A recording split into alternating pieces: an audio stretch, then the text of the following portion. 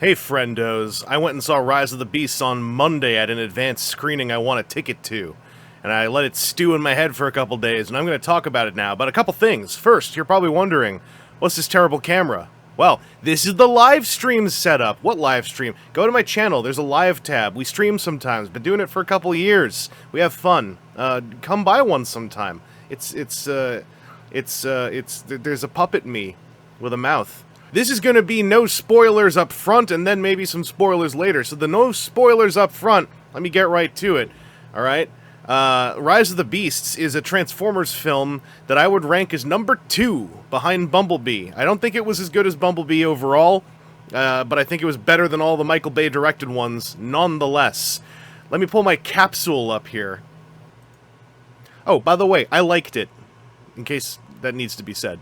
So I went into this with fears and hopes, and my fears were primarily built on the fact that Bumblebee, a film that was left alone for the most part, because it was also destined to die and it didn't, it was left alone, so it got to kind of do its own thing in the end. And then it did well enough that Lorenzo de Bonaventura started talking publicly again, which is bad, and I figured that this one was going to be trying to capture that Bumblebee vibe, but also having a pile of the old producers sticking their fingers into every pie and befouling the works. So those were my fears. My hopes were that this was another new director, and that this new director seemed to have personality, and ideally would stand up for himself on set and in production, and do something that is still unique. Another unique vision, not just another one of those.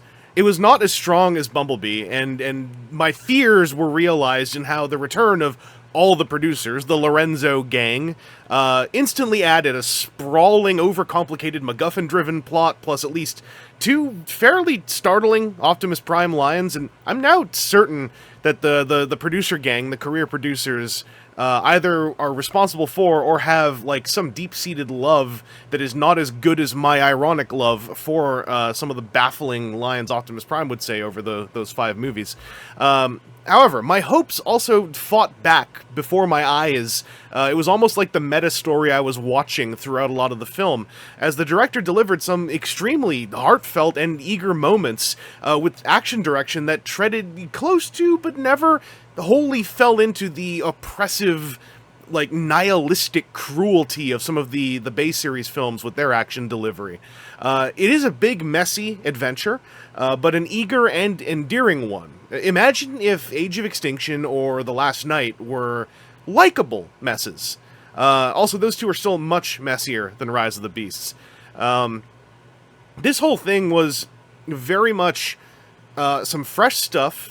Stuff that was done with, I think, just better technical ability and delivery than the Michael Bay films, with just palpable presence of Michael Bay film producers who wanted to make sure that some of the tone of those were still present so they could sell more Blu-ray discs. And the overall effect was, like, very weird. I generally did enjoy myself, and I think it's worth watching if you're a Transformers fan who wants to converse about Transformers media. I think that a lot of people actually end up enjoying this thing inside the fandom. I've seen a lot of positive reaction from just folks I know, and I think the critical reaction is valid, but I am put off by the more than one times that I saw a critical review that was sort of coming at this going like, well, without Michael Bay at the helm, and without being Bumblebee, if it was going to be silly like this, it needed Michael Bay's maximalist panache, or whatever garbage I read in one. Calling Michael Bay maximalist is, like, at best, tremendously generous. And I say that as someone who doesn't want to, like...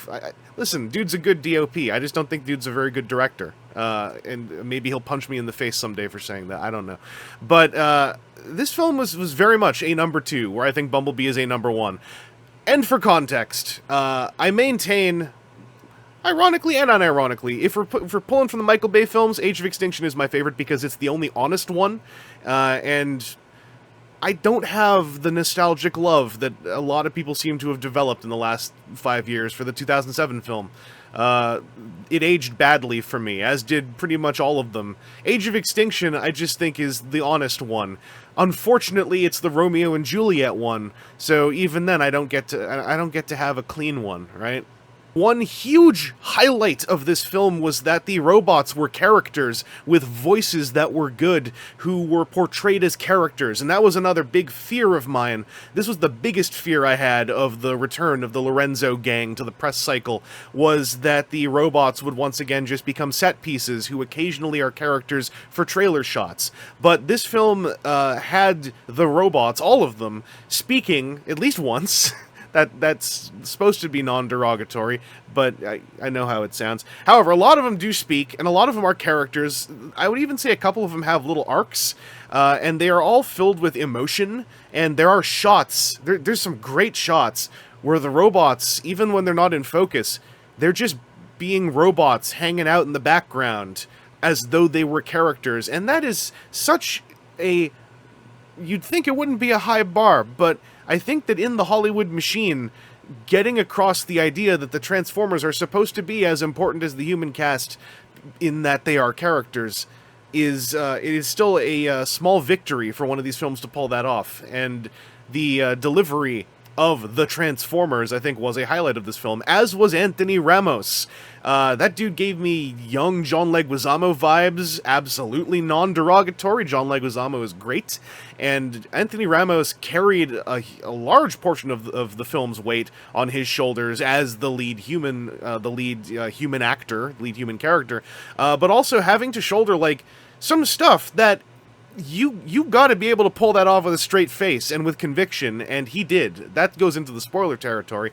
I won't get into that right now, but Anthony Ramos, absolute highlight, and I think that he was not the glue that held the film together, but he was an important element of that epoxy mixture, along with all the robots.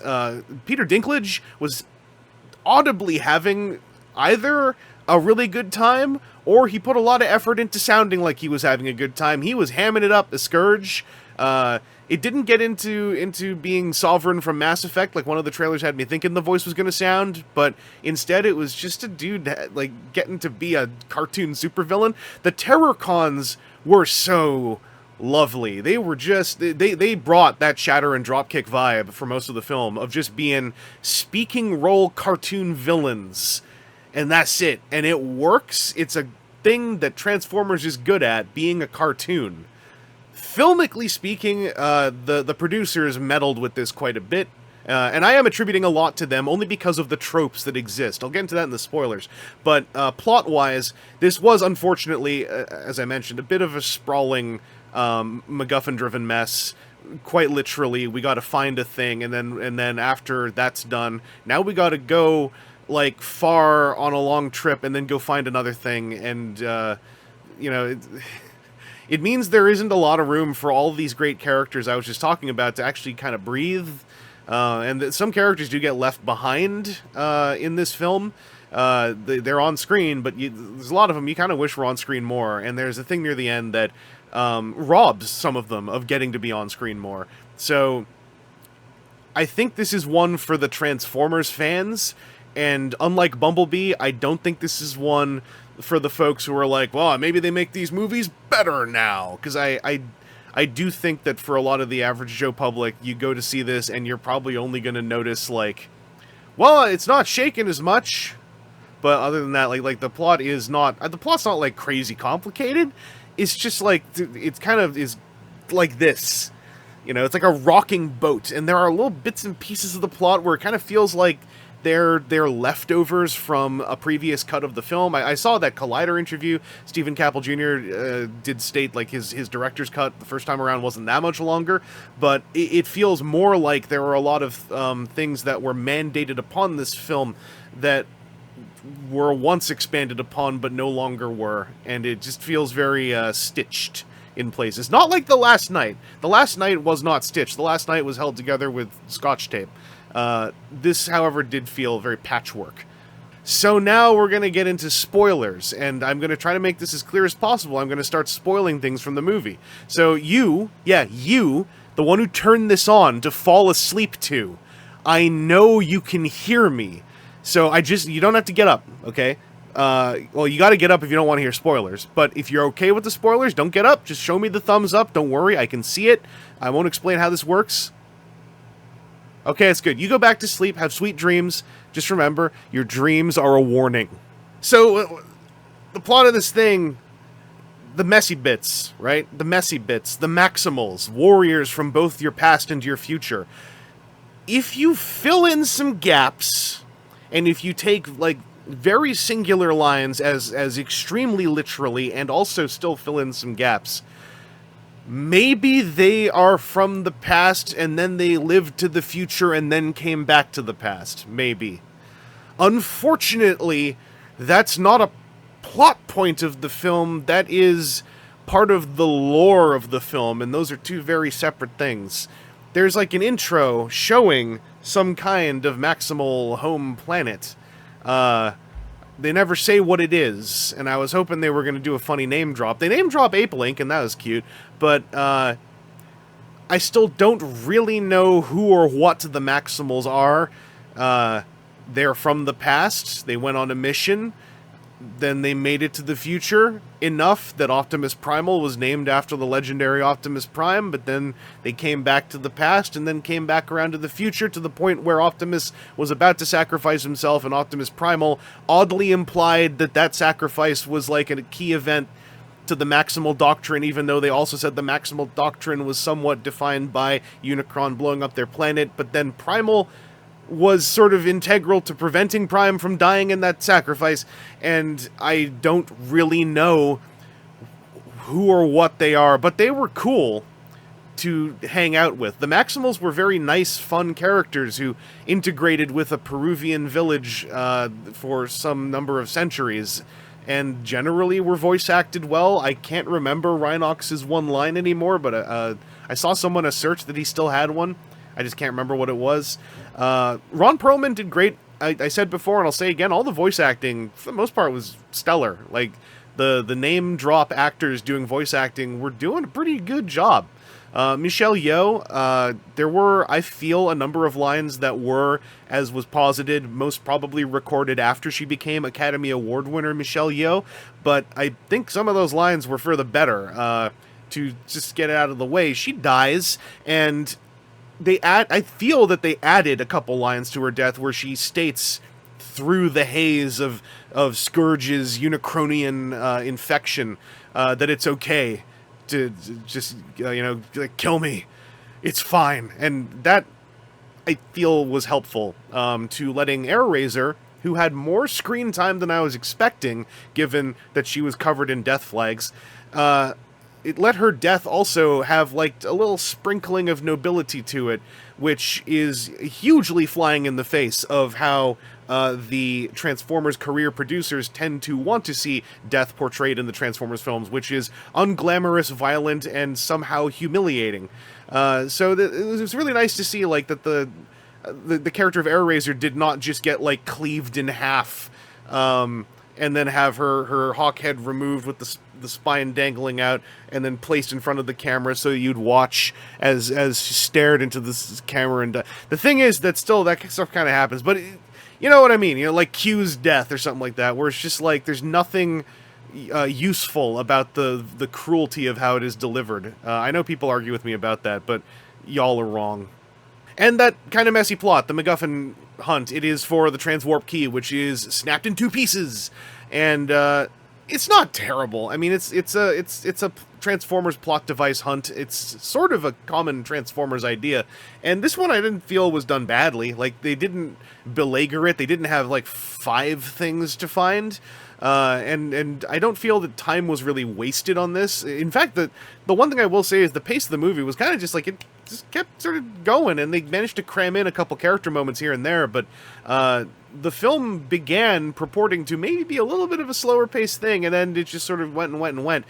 However, it did also go and go and go in a way that I still was able to kind of calmly hang on to the handlebars for. So it wasn't like, again, something like an Age of Extinction, which just kind of like fires you down a Hadron Collider with a couple of little dinghies strapped to your biceps. it is followable, but it is very much everything is cruxed around the idea that a thing came into a museum, and then a character wanted to look at it because something was off, and that made the thing shoot a laser, which made people come who wanted to take the thing, and then other people want the thing, and then the thing was got, but it turns out there's another thing, so they all went to Peru to get the other thing. And then, the acquisition of the things is what moves the plot. If there is one thing about the movie, it is that it is very much a cartoon. To the point of being almost a little detrimental. Like there are some lines of dialogue that are straight up just like, they're not like, when I say they're a little bit bad, it's not like they're bad in the old Transformers way, where it's like, I can't believe that I have to live with that piece of dialogue existing in this, my fandom or whatever. But like, there's just some really flat, kind of corny lines, endearingly so in many cases to me. Like, it was so corny that I was like, this is really like eagerly Saturday morning cartoon, and thematically that fits to the Transformers. But yeah, there are some kind of flat lines. Also, unfortunately, Peter Cullen has a couple line deliveries that just kind of bummed me out. And he also had some line deliveries that bummed me out for a different reason. But what I'm talking about is, there were some lines they gave him, and he would occasionally stop sounding like Optimus Prime and just sound like an extremely old man doing voice acting. And the best parallel I can draw is when they did that DuckTales game and they brought in the original voice of Scrooge McDuck. It was like kind of cool, but then at times you'd hear him delivering the lines and you'd be like, man, like, why are they making you work like this? And I am starting to get that feeling with Peter Cullen's Optimus Prime. Some lines are great, but then like some lines are like maybe don't have him start dropping the exposition stuff too, because he is treading into sounding a little confused with some of those deliveries. Also, he has a couple lines. He has a line where he just straight up turns into the other Optimus Prime, talking about wanting to take Scourge's head and kill him.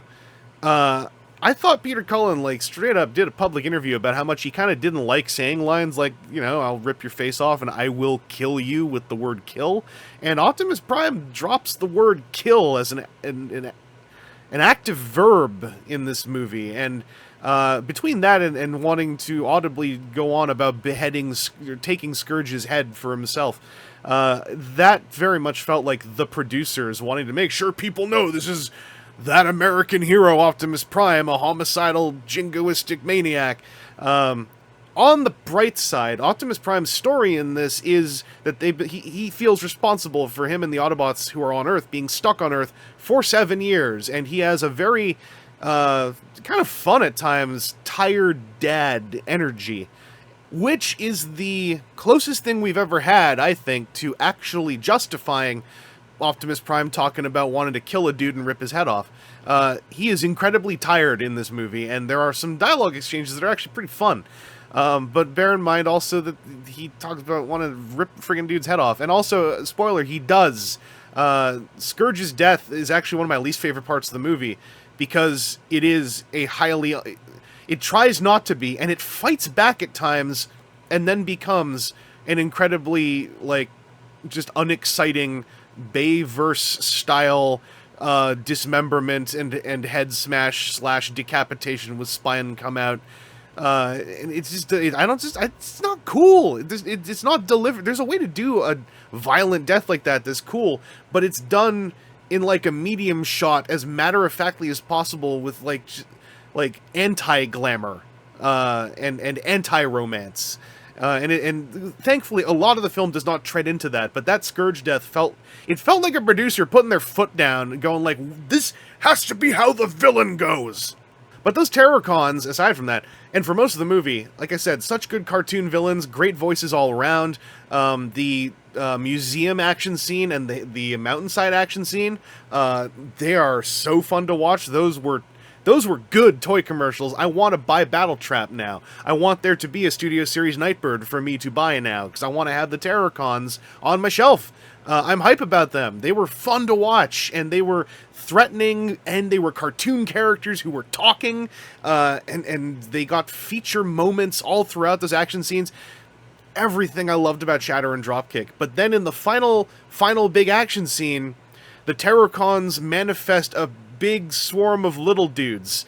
And that's, again, where I just suddenly started to taste the Lorenzo gang in the air, because what is the hallmark of almost every Michael Bay Transformers film's big final action climax? A big just deploy the swarm of little dudes. And the worst part is that, like, when the little dudes manifest, I was actually just kind of sitting there going, like, where did they even come from? Because Unicron isn't here yet. And then on my way out of the theater, I was like, well, I guess if you fill in all the gaps yourself, the transwarp key manifested a big transwarp key spire object, and maybe it had enough transwarp vestigial energy with Unicron floating overhead through the other side of a portal for Unicron to psychically generate some dark energy, not energon, giant swarm of little dudes or something. Anyway, the main reason I didn't like it is because it took the final action sequence away from the Terrorcons, and they kind of got washed out of the final action sequence.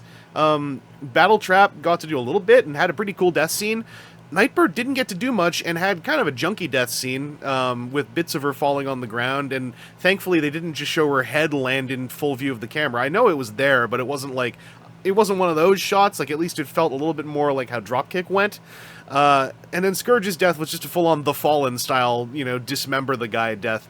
And the bummer is that, with the deaths aside, I just don't think they got to do enough in that scene. A lot of their screen time got passed over to the swarm of little dudes, who in turn were a slight necessity because all the Maximals were suddenly there. The thing is, I would have rather seen it be that it was the Maximals who were the ones that could turn the tide against the Terrorcons. The Autobots could not defeat the Terrorcons. The Maximals could not defeat the Terrorcons. I wanted it to be them working together and just barely managing to take out the Terrorcons. And unfortunately, like, that didn't really happen. It kind of happened with Scourge.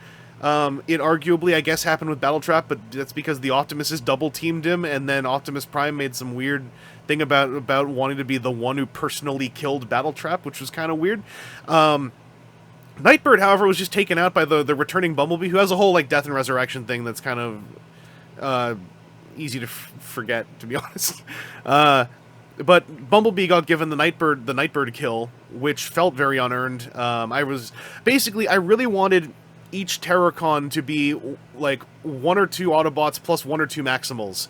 Create some little team-ups in there and make it be like inanimated, when it was like the Decepticons were a force to be reckoned with. And the thing is, the film set this up, and then the Army of Little Dudes came out. However, the Army of Little Dudes did allow for some excellent action sequences. By no means were those action scenes poor, and they all looked way better than any giant Army of Little Dudes action scene from any of the Michael Bay Transformers films. I just really felt like an opportunity was missed to have just feature character robot-on-robot action, especially because there were, like, 2 Freezers hiding out in Scourge, who were in a bunch of really cool sequences that were shot as straight up, like, horror scenes, and it was really pleasant surprise. But then, like, the Army of Little Dudes, it just kind of was like, who are all you? The ones who aren't, like, cool enough to be Freezer? Get out of here. And then, the Scorpion things, which I don't understand why they had a trailer shot like it was a reveal, or that in the film they were dropped like it's a reveal. It's just like, yo, it's Scorpions. I guess it's Scorponok. But the one other thing, the major thing to touch on is Mirage. Well, Mirage was fine. I think Pete Davidson was actually the least important part of Mirage. Mirage was just kind of fun, but he didn't have to be voiced by Pete Davidson. Like, Pete Davidson, I didn't feel he brought anything unique to the performance. He was just good at doing a performance he was given, and it was fun. I liked Mirage as a character, and then the big moment, right? Mirage and Noah. They go God on and Transtector style into the Power Master, which is my name for that in Sonic Mirage. But the Sonic Mirage, the Power Master, I was really hoping they were going to cheese up, like, just ham it up as hard as possible and just name drop him as the Power Master. That whole bit was really cool in concept, but that's where I will say, this is to the credit of Anthony Ramos. The Power Master suit, the Mirage suit, right, that he dons, it was fully CG, which was a bummer. I really wish that suit was in practical. I super wish that suit was in practical. because B, it had a visor on the front, and like I'm not one to really harp on CG rendering that much. Like I got friends who do, and at times I even think like it's a bit much. But I also was always fine with Dr. Manhattan in the Watchmen movie as well, and it didn't bug me that much. I'm fine with most of the CG in like Kamen Rider, so you know, whatever. Anthony Ramos's face had to be composited onto this, you know, the Power Master suit, which was pretty much a CG element, and it didn't composite that well. And there were a lot of like hero shots, and it only really worked because Anthony Ramos his face was selling it, even though it was kind of a little hinky-dinky as to how it looked merged in behind the, you know, visor. The actual idea, though, I really liked, you know, and it's kind of, in hindsight, very foreshadowed, although it very much took me by surprise. And I know in the trailers they showed him in, like, what we were all calling the exosuit, and I was wondering where that would go. I certainly didn't think it was going to be Mirage basically going, like, time for you to take the wheel, buddy. So I like that thing a lot. And generally, I like that, like, the protagonist body count was very low. In the end, it was really just Ape Link and Air Razor, and Ape Link was only really there to be a guy who gets the big hole shot through him. I really like Scourge. I really liked Scourge a lot, actually, to the point where I was just bummed out that he got a very basic death. I was hoping after he got shredded up, and I think this was a missed opportunity, because Unicron was still, like, kind of floating overhead with the closing portal. I was hoping that, or no, it wasn't closing yet, right, it was floating overhead with the portal thing. I was hoping that we'd get an Armada Sideways moment of, like, Scourge, who was purported to be indestructible due to all the Unicron bits. I wanted his headless body and all the bits of his head to just, like, gelatinously tendril up and, like, just start being this thing going, like, you think that tearing my body to pieces is enough to kill me? I've lived through worse. Like, I was hoping, in my heart of hearts, that we'd leave the door open for Peter Dinklage to be a funny cartoon villain for another film. But I also was hoping there'd just be more of a moment than Scourge just, you know, getting shredded apart and then, you know, crumpling over like a dead body. Oh, and there was one other thing. We had this long fandom, I'll call it a discourse, right, about like, ooh, is Scourge the Bayverse Optimus because he shares body parts? And I was kind of like, you know, that would be cool, but like, I will be astonished if the producers of this film would allow that to happen, because it would affect their DVD sales or their Blu-ray sales. And it's a very cynical way to look at it, but these are very cynical producers. And so there's a moment in the film where Mirage kicks Scourge's faceplate off, like his insignia faceplate, and they cut away, and they show the faceplate land on the ground, and they show Scourge reach to pick it up while avoiding showing his face. And then they do this big reveal shot in his face, and the whole time I'm like, what are you no way. There is no way you're doing this. And they didn't. They reveal his face, and he's just a funny-looking guy. And they hold on it even, as though I'm supposed to react to the fact that he's a funny-looking guy when you knock his faceplate off. I don't know what they were going for. Because it was in terms of the filmic way it was delivered, that was meant to be a moment. The way that the art form works, they were communicating a moment, but it wasn't. He was just a funny looking guy, and then he like crunches his faceplate and tosses it away, and the whole thing felt like part of a subplot that wasn't in the film up to that point. It was really weird. And yeah, that's sort of like generally the thing that kind of has like sat in the back of my mind after seeing the film is I liked it a lot. I really loved a lot of the robot moments in action, and I enjoyed myself all the way through, and then I came away mostly just thinking about how much I felt like I watched the director standing up to the producers on screen. I felt a palpable clash of desires in the delivery of this film. I felt like the director was not... I guess I should say the director was not like literally fighting back, but it felt like the producers really wanted to do stuff, and they had a director who was not a roll over and let you do whatever director, like the person whose name I literally can never remember, who directed the first of the Michael Bay produced Teenage Mutant Ninja Turtles films, who was such a pushover that most people think Michael Bay directed those films, or that film. I can't remember anything about the second one. I never saw it. But a lot of my mental time, when I wasn't talking to other people who had seen the film already, was kind of just spent thinking about, like, how much I felt that this film really illuminated all of the stink of the producer gang, Lorenzo de Bonaventura, or at least according to IMDb. I got to take a look at those credits again when this thing is out in a streamable format. But like, Don Murphy is still part of the producer gang too. Like, all these guys who just are, their part of their career is I produce Transformers movies, and I feel like a lot of them. I'm not saying that they are literally responsible for every bad thing those films ever did, but I think they were enablers, and I think that they, at the very least, if they weren't inputting some of those ideas, they have a really unearned fondness for those ideas, and it's very like, what do you mean Vince McMahon is still kind of sticking around kind of a vibe. I'm curious, should we get yet another Transformers film that is live action? Like, again, what will the balance feel like? With all those producers just like stinking up the kitchen, sticking their fingers into every single pie crust, licking beforehand too. I'm sure most of them would. Yeah, it's an interesting thing to think about, and it unfortunately does kind of distract me from a lot of the actual film content. But as a film piece, I had fun, and I think that you'll probably have fun too. If you want Bumblebee 2, you didn't get it, but you got something that feels like it must be informed by Bumblebee, even when entities involved kind of would rather it be informed by all those 5 other movies. So I haven't talked about a film in a format like this in a while, and I wanted to give it a try because it's a Transformers movie. Obviously, I didn't touch on literally everything in the film. Hey, Vince DiCola got a music credit. That was cool. John DiMaggio was credited not only as the voice of Stratosphere, but the voice of Transit, and that was a whole thing that I was like, oh, what's the mystery? And then Stephen Caple Jr. did an interview on Collider, laid the whole thing out. It's kind of weird. I'm unconvinced that it was entirely his idea to have Optimus Prime dump a corpse on top of a pile of Decepticon corpses in the Hudson River. That certainly feels like something at least one of those producers would have also suggested beforehand, but who will never know. A few other tidbits before I go.